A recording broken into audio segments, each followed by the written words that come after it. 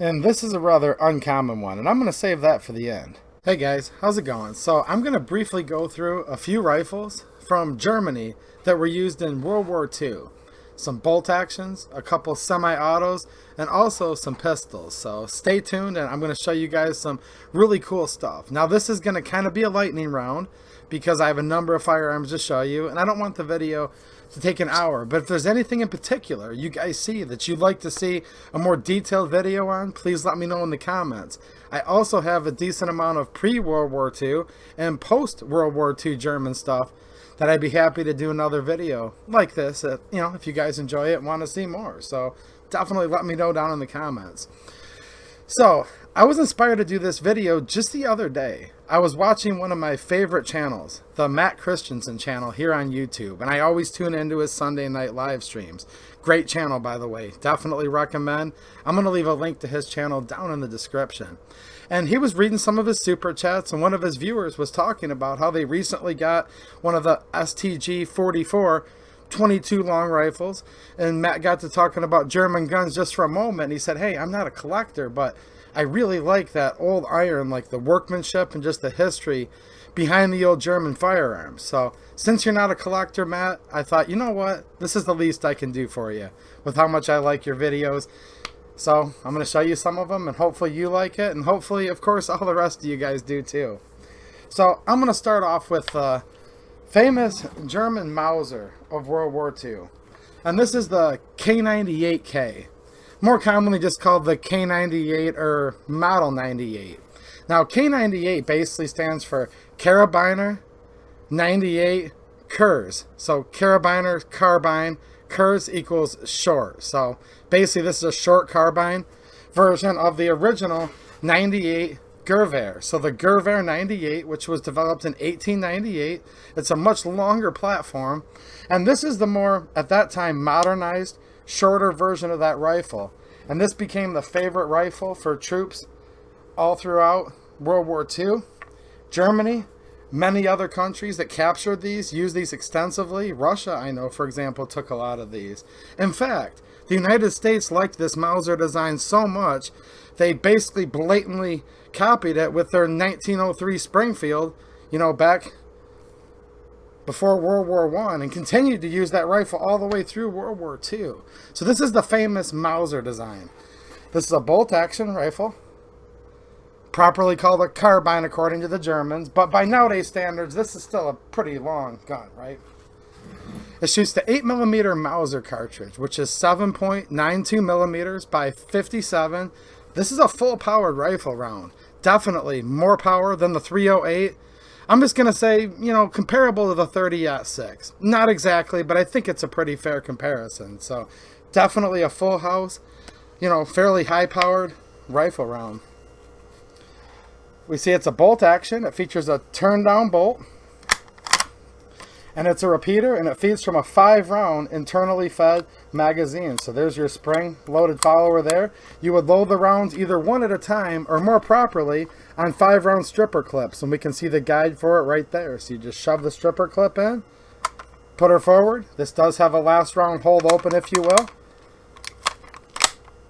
Turn the bolt down, and you're ready to go. Now, there was a bunch of manufacturers. Officially, this is Mauser's rifle. However, there's a whole ton of different codes you can see on these made by different factories in Germany. And yes, I said codes because Germany had a thing during World War II where they didn't want to put the actual maker. They didn't want to write Walther or Mauser or Spreewerk on their rifle because then, hey, guess what? They might be able to find out where it was, the Allies, their enemies. So they always use these secret codes, and it's kind of an interesting thing, but you can definitely go look up these 3-letter codes on the internet and find out where your rifle or handgun was made. This particular one being a BNZ. Normally you would see the maker's mark here on the receiver. And this particular one came to me recently. This came via Ethiopia. So Ethiopia purchased these after World War II, kept them in service for a number of years, and this was part of that recent batch of Ethiopian imports.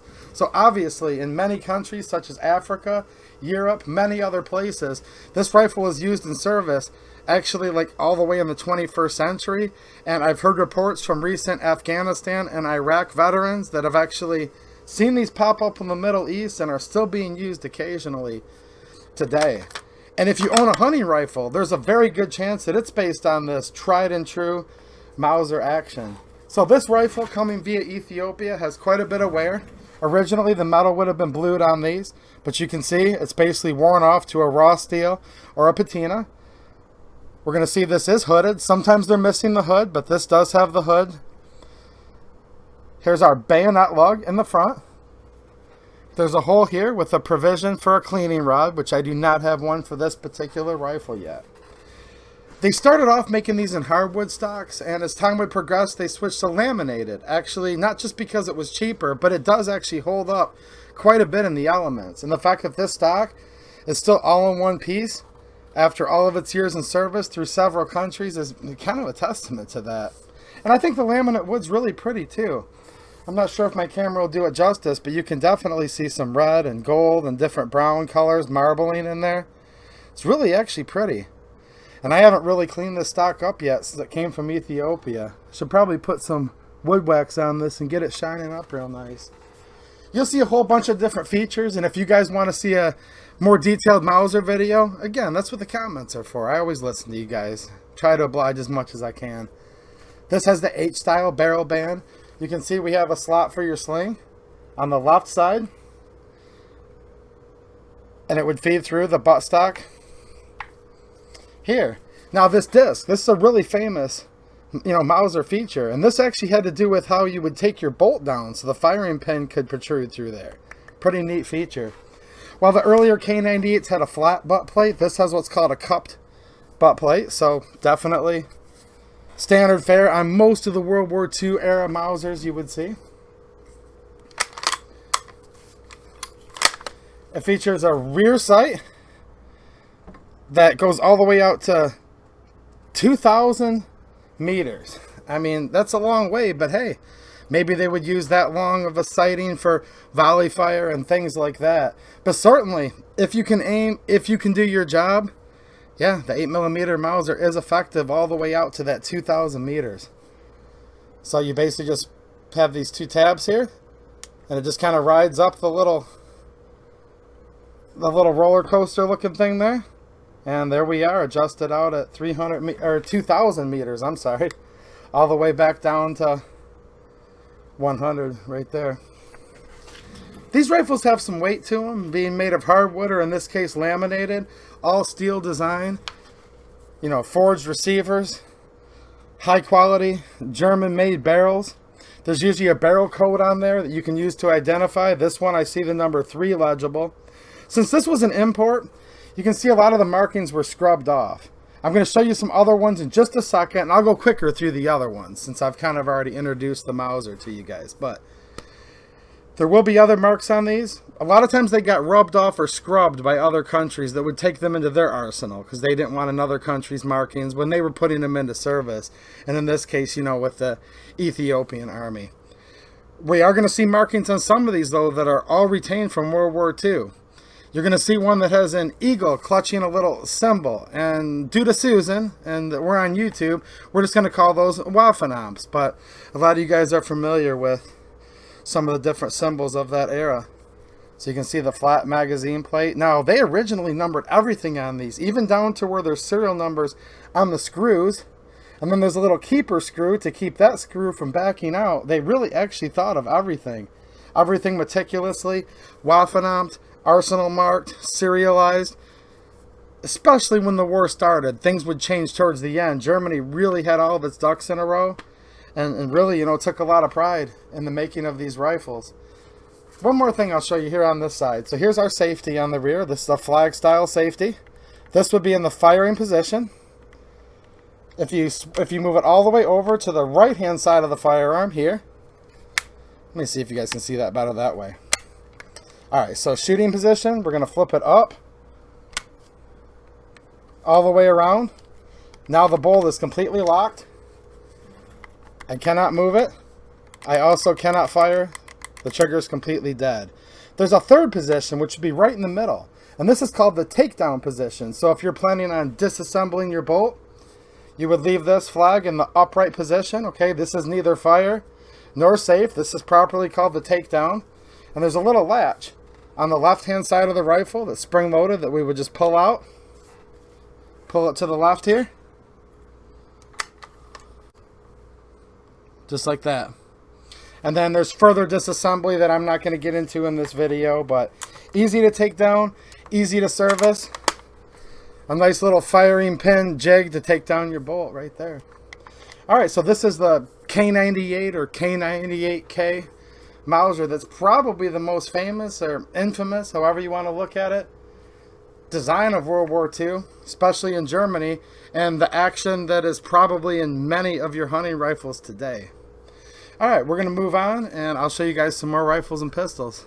Alright, so here's another German K98, World War II era, and this one we're going to find is a much nicer example as far as overall quality and condition of the previous one I showed you. This is a BCD factory code 43, so this one was manufactured in 1943. You can see just above the BCD, there's one of the original Waffenaut markings. We can also see this barrel is clearly marked. It has a AVK 10, so that would have been the barrel maker. Let's move it over to this side. We're going to see on the side of the receiver, just as the previous one I showed you, Mod 98. Yeah, I know they call it the K98K, but they actually put in writing MOD 98 on these. We're going to go over here to the side of the receiver. There's another Waffenaut with the eagle holding that symbol there and the serial number. Another eagle Waffenaut right there on the side of the barrel. You're going to find these little Waffenauts in all sorts of places, like on the sides sometimes of the barrel bands. This one's properly marked here and here, serialized.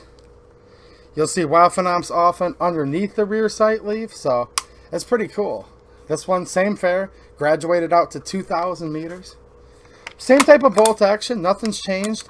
But what you can see on this rifle is this one definitely retains a lot of bluing.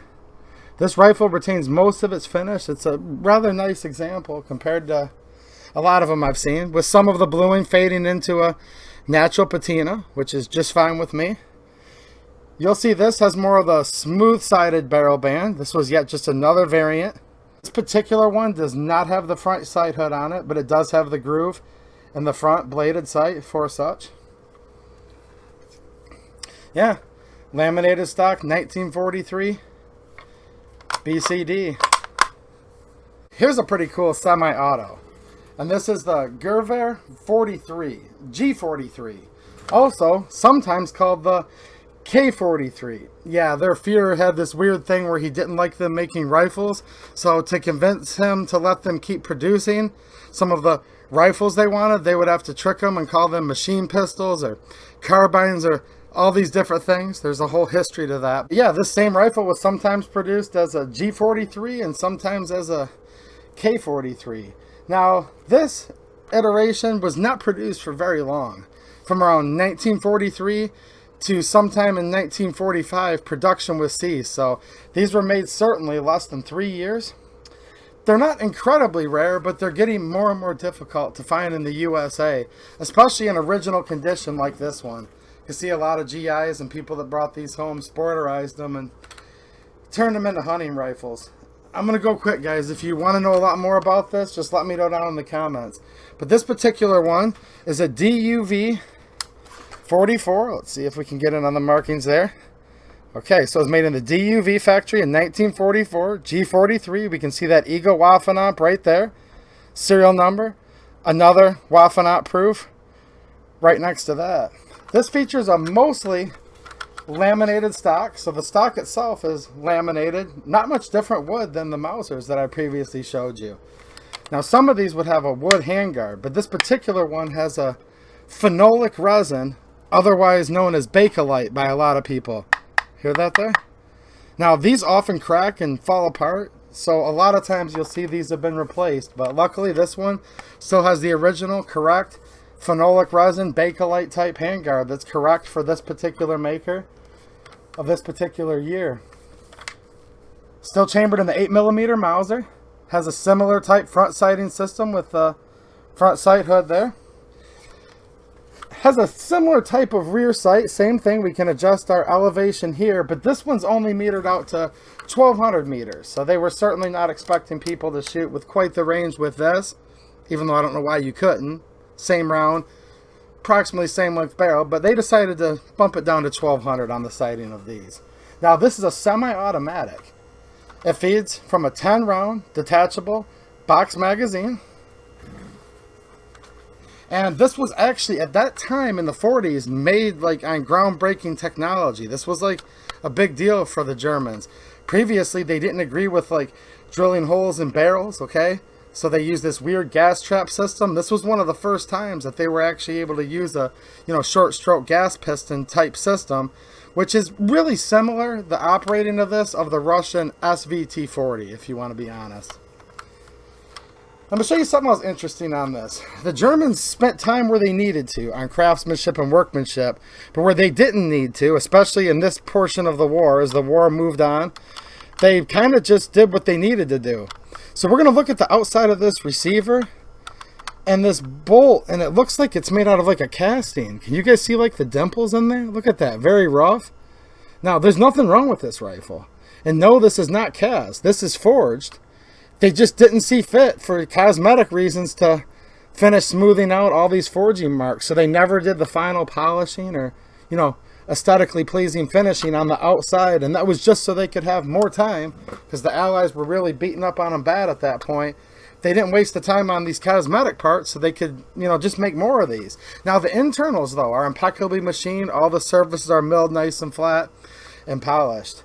So we have a charging handle here on the left, kind of cocked up on an angle. We're going to bring it to the rear. It does hold open on the last round, so the empty magazine is holding this open. We'll pull this out of here. These are detachable.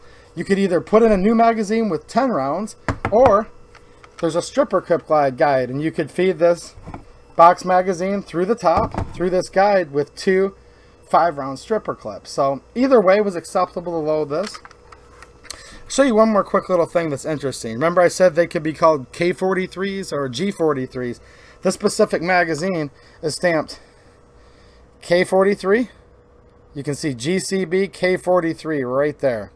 So again, totally interchangeable. In fact, a lot of these G43s were made with magazines that were stamped K43 because the vendor of the magazines was on the whole K43, lettering scheme, while the manufacturer of the rifle would have been on the G43. So it doesn't actually mean this is mismatched. You'll actually would see these getting put in rifles right after they were produced. It's kind of weird.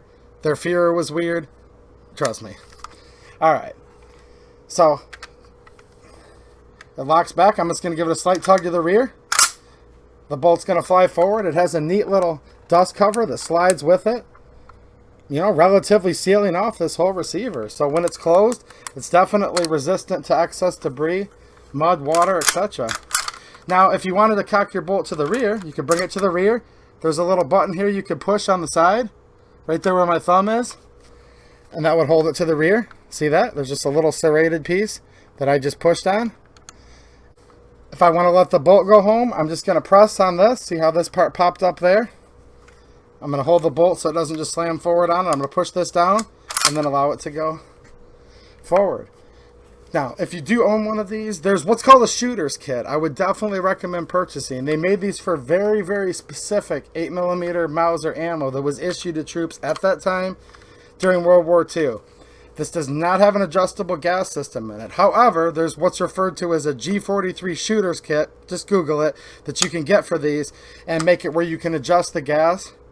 And assuming the rest of the firearms in good working order, that would be what you want to do to shoot it. So here's the G43, otherwise and sometimes also called K43. And that's going to lead me to the next one that was developed after this series of rifle.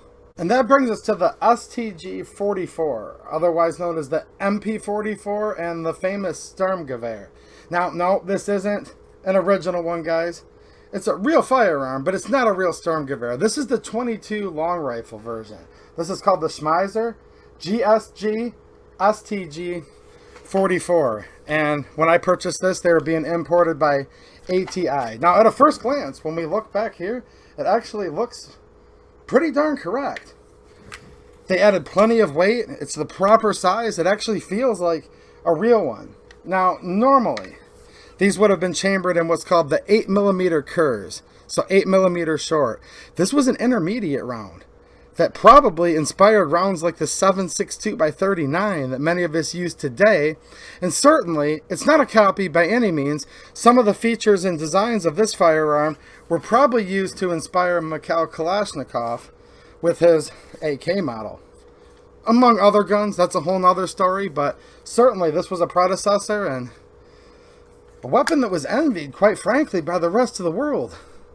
I mean, if you look at some of the firearms at this time that we were using in the United States, we had no intermediate rifle round. We had the Tommy gun, okay? Could shoot high rates of fire with a 45 ACP, but this was an intermediate rifle round that certainly had fire superiority, volume of rounds, over on our M1 Garand. As venerable as it is, 8 round, it was kind of limited, right? So, this is the Gsg Sturmgever, otherwise known as Storm Rifle. This was basically used to put down high rates of fire, lightweight, portable. This is basically a personal held machine gun. Not this one, but the real ones certainly were. Now, this particular one, like I said, these are pretty cool guns. Because an original one's going to cost you just so much money. It's not even funny, especially if it's a transferable, you know, pre-86. In its original configuration. But even if you have one of the semi-auto conversions that are built on real parts kits, those still cost an arm and a leg. It's not bad, guys. Now, where this was originally a stamped sheet metal receiver, making it kind of unique at the time. And you can see they took the time to put in what looks like sheet metal receiver gussets, all of those types of things. This is more like a ZMAC or pot metal, zinc alloy based lower receiver. It does not attract a magnet, okay? Up here, you know, on our cocking tube and all that, it's not bad. I mean, it's not too bad of a replica, to be honest. It has a sheet metal lower handguard. They make the bore look like it's the proper 8mm size, although it obviously only has a 22 long rifle barrel. It just extends slightly proud of the 22 barrel to give you that real look from the front. Okay, it looks like it has a muzzle nut on there, hooded front sight. The wood definitely doesn't completely match, but it does have a real wood stock. It also has the wood, you know, slab-sided stocks on the pistol grip.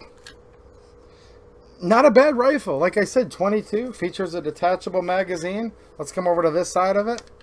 They tried to replicate everything they could, and overall, you know, we have to be a realist when you pay like $300 or $400 for something like this.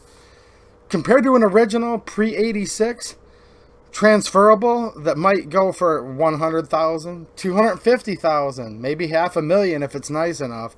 I'm not joking. Check past auctions. These old original ones are insane. So when you factor in what you paid for these, I think they actually did a pretty darn good job.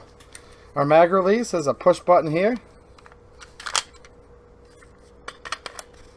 The charging handle still works in a similar like fashion where we're going to cock it to the rear, go up, and it's going to be retained in this little cutout, and then you can just push it down and let it slap forward to charge the firearm. It has a dust cover to keep debris out, but as soon as you run the action of the firearm, let me get the mag out of here so it can actually run, it's going to flip it open like that.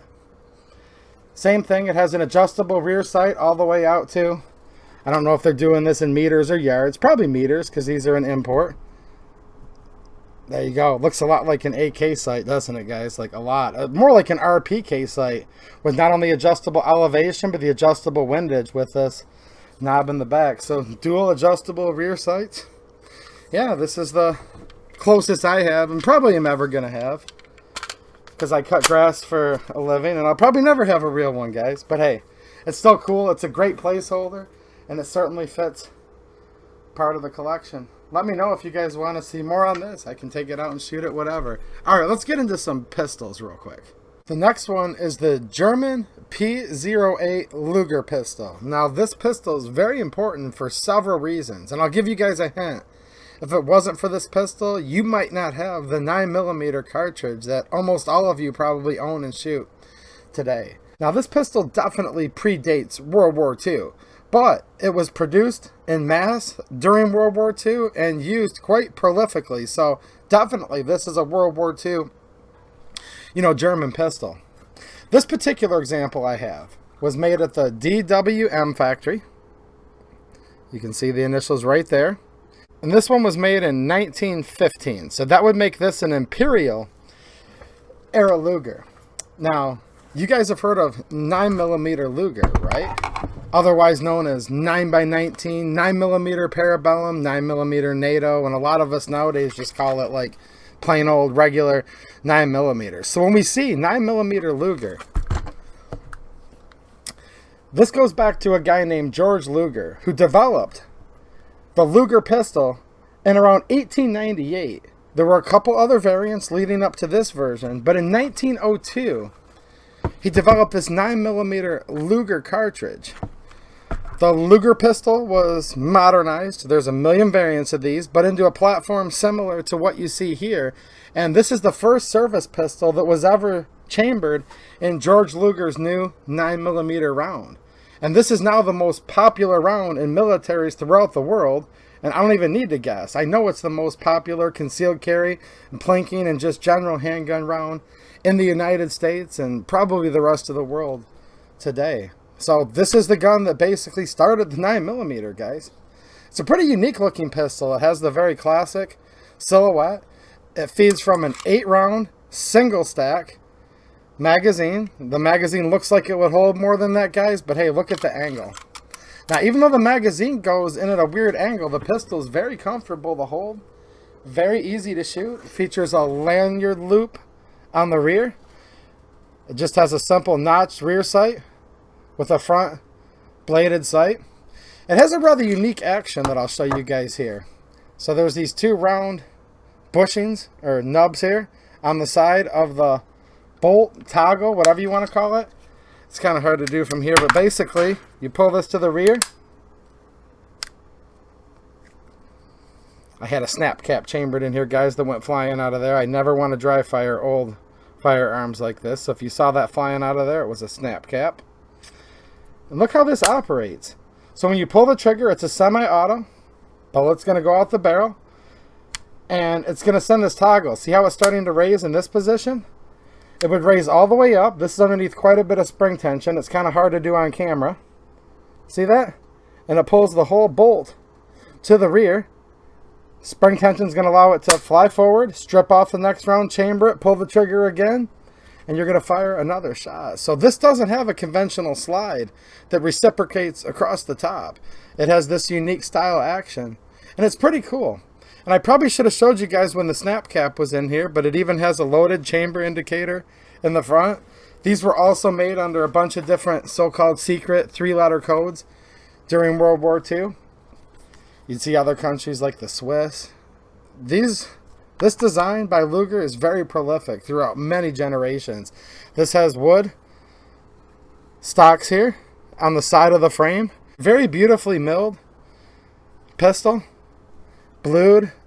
Everything on here is very smooth, very, very high quality, impeccable. But this is a pretty nice piece overall. It's almost all serial number matching, guys. Like, all the numbers match except for the takedown lever, which sucks, but I'm actually glad the takedown lever doesn't match, because if this had been all matching, it would have been worth quite a bit more, and I could barely afford this when I bought it, so I was glad I was able to get this example.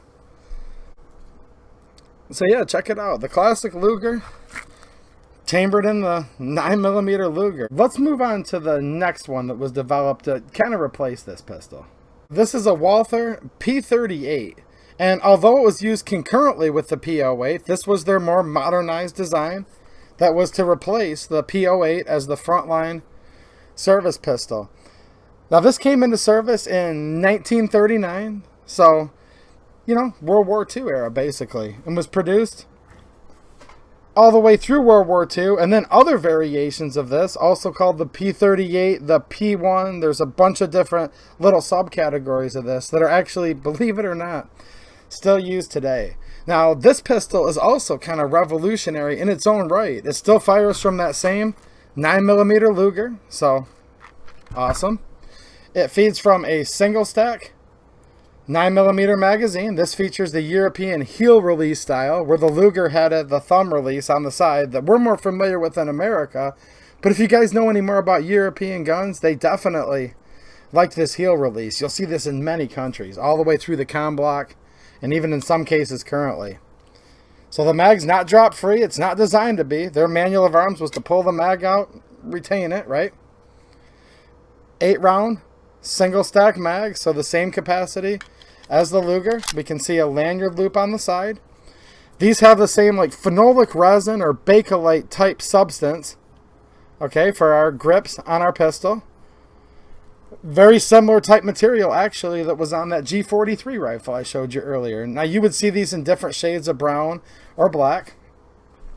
So what do we have here? We basically have a single action, double action pistol. So I'm going to open that up for you there. It does hold open on the last round. Now this pistol, unlike the Luger, does have a slide, okay? But it's still a little bit different. You can see it has a rather open platform. So the barrel stays there.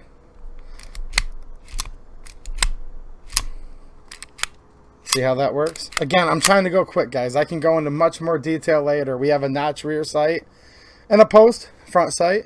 Now, this is called the Walther P38. It's actually was made by 3 different companies. Walther, Mauser, Gsg I'm probably mispronouncing that. In Czechoslovakia, occupied Czechoslovakia at that time. And back to the whole code thing. We're going to see this is labeled P38 AC 42. So we now know that AC was the code for the Walther factory. So this is a Walther produced example. We can see it's a matching serial number firearm. It does contain the famous Waffenamps. We can see a Waffenamp right there. We'll come over to the slide here. These are the famous Waffenamps you'll see on this era of pistol. You can see the one with the eagle clutching there in the middle. The 2 other Waffenamps with numbers. Waffenamp 359 I see there. It's hard to read these sometimes unless you have magnification, guys. Now there's some pretty cool things with this that were actually pretty advanced at the time. So after the round cycles, this is a semi-automatic. It's going to cock the hammer back, and you can pull it with a single action pull. Okay, slide's going to cycle, put it back into single action. Now what if the slide cycled and you wanted it to be in double action? This actually has a decocker. I'm not saying it was the first pistol that had it, but they were definitely early to the game. So on the left side here, we're going to press down on this lever, and there you go. It decocked the pistol. The trigger is now dead. We're going to bring it from the safe position up to fire. And now we have a longer, heavy, double action trigger pull. So you can shoot these. You can start off in double action, have single action for subsequent shots. If you look at your modern Beretta 92, right, or the M9, a lot of you guys are familiar with the 92. Look, guys, these have a lot in common. If you look at how the open slide works, this has a cocking piece. A lot of things are very, very similar. Not to say it's a clone, no, but it's not much different as far as the core functions of how this works than your Beretta 92 that you might be familiar with. So yeah, the Walther P38. And for those of you that are watching this long, I'm going to show you a little more uncommon variant of this pistol. So here's another P38. This one's also a Walther. Basically the same standard fare I showed you on the last one. It's kind of the same gun, right? It is, but this one's kind of a unique one. So we're going to see the Waffenamps right here. Alright. This gun has all the markings on it. Remember when I said Walther's secret code was AC? Well, it was for the most part, except for at the very, very beginning. So we're going to see right here, this is a P38. Okay. Let's come over here. P38 480 code. And we're going to notice a lack of a year. So when they very first started making these at Walther, and we can see the 480 there on the frame in front of the trigger. We can see the serial number on the frame and the slide. These are matching. they started off with secret code 480 with no dates on them. Well, shortly thereafter, actually in the early 7,000 serial number range, so just a little bit over 7,000 into the production of the Walther P38. Now keep in mind, between the three factories, they made millions of these. So with a gun that literally millions were made, this puts this at one of the first mainline production at Walther with this early 480 code. And we're going to see right here, we have the serial number 7015. I don't remember the exact number as I sit here, but after just a few hundred more pistols than this one, they switched over the code to the AC.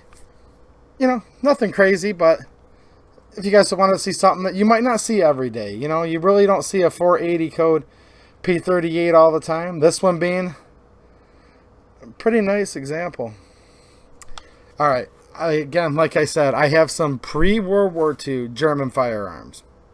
I have some post-World War II German firearms, and I even have actually quite a few more World War II, but I noticed this video is getting really long. So if you guys like Mausers or P38s or Lugers or G3s or whatever, anything like that, just let me know, guys. You want to go old school, like the commission rifle, the Gervair 88?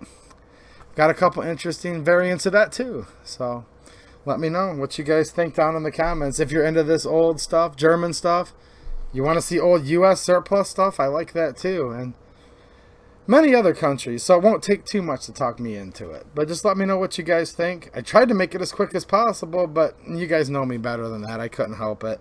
So, boy, I really like the P38, guys. Very, very comfortable. Really. These guns are a pleasure to shoot. If you have an old one, make sure your springs are updated on it. Weak springs can beat these up, things like that. Just let me know in the comments. I can get more into this topic in another video. And I know I missed the PP or PPK, guys. The famous Bond gun. Look, I don't actually have a German World War II era PP or PPK, but I do have a Hungarian clone of a Walther PP that's actually almost a dead knockoff that looks really good. So if you guys want to see my Hungarian Walther PP clone, I could do a video on that. Alright guys, I appreciate it. Make sure you check out Matt Christensen's channel. He kind of gave me the idea. He doesn't know it yet, but he gave me the idea because he was like, hey, I'm interested in these. I'm like, I can help him out. So I always try to help you guys out with requests when you have them. And make sure you check out his channel. Great guy, great channel. I love their Sunday night live streams. Alright guys, thanks for watching. And have a good one.